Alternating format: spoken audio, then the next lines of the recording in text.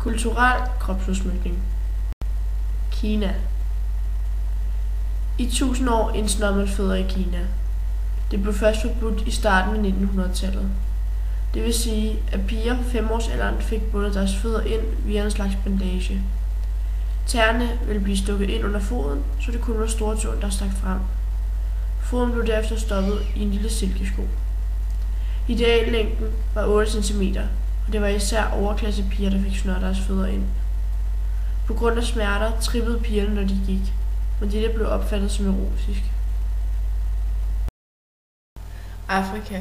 Tallerkenniger er en folkelig betegnelse for kvinder i Sara-Jyenge-stammen i Centralafrika.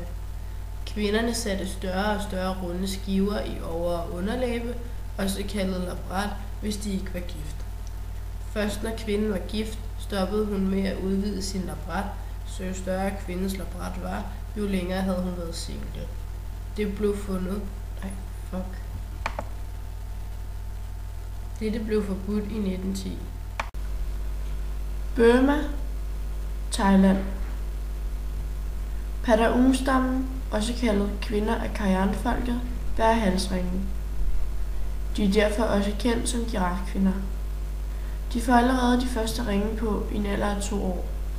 Kvinderne bærer halsringe for at forlænge deres hals, da de synes, at det er attraktivt. Det siges, at hvis kvinden er sin mand utro, fjernes hendes ringe, og halsen brækker.